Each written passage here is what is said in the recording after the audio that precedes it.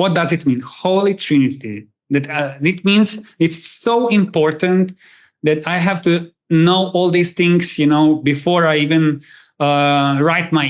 start writing my email to anybody or calling anybody. The first one is the client's needs.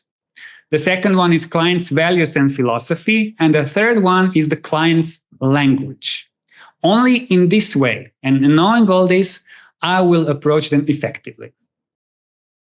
Okay, now I will go into details of each of the parts of the Holy Trinity, so that you really understand thoroughly, how to approach this. First of all, clients' needs. People always say, "Oh, we like to meet clients' needs and this and that." Yeah, but what are the clients' needs? Do you know?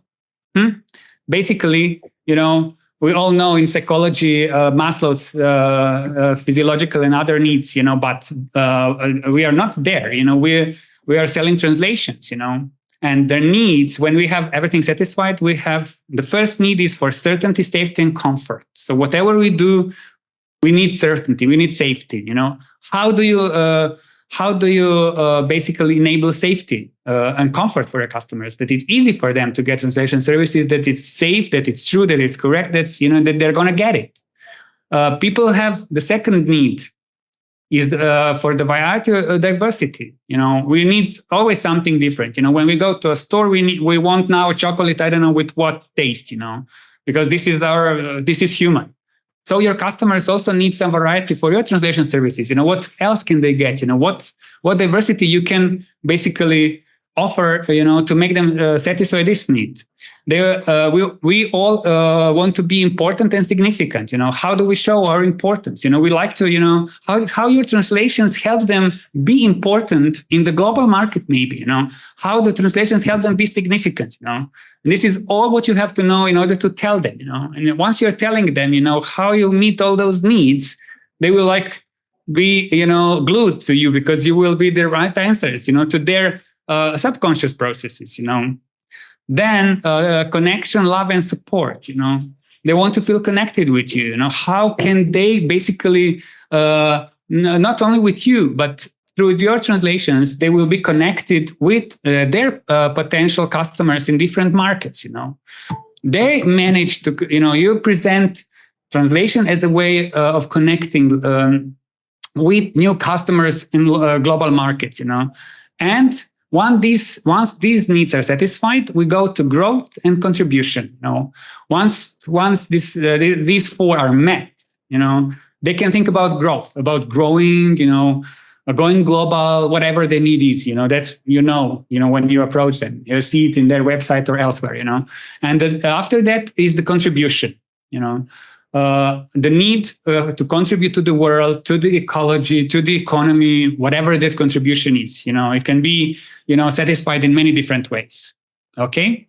So when talking about needs, always have these 6 in mind, how the services are meeting them, because this is the first thing, that we need.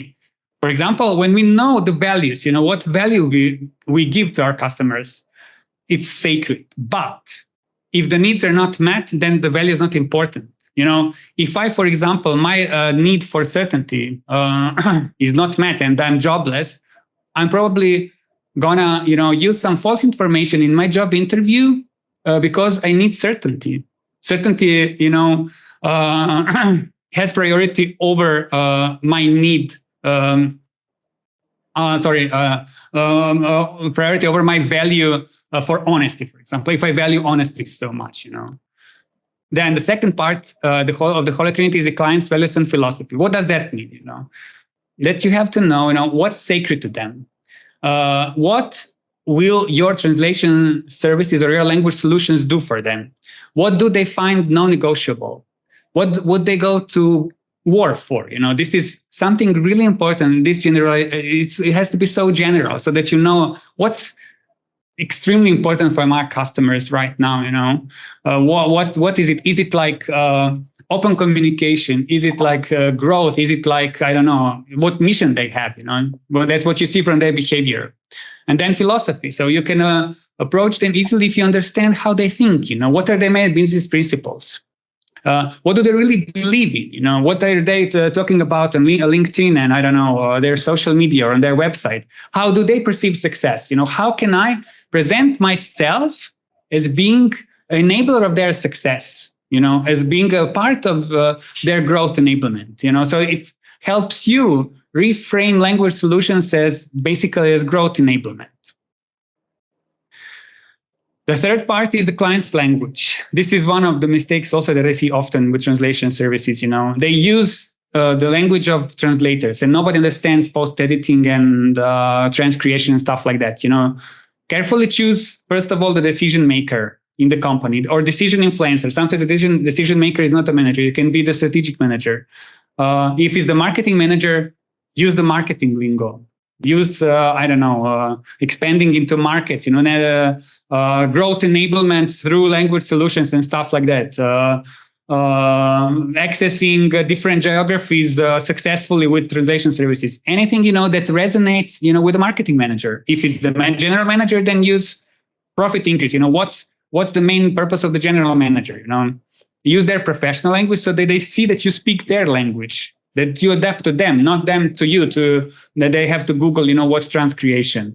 Show empathy and authority through understanding them because you have experience with similar clients. Authority, you have the knowledge, you have the tools, you have the people, to do the job. Okay? Profecta BDI, your trustworthy guide.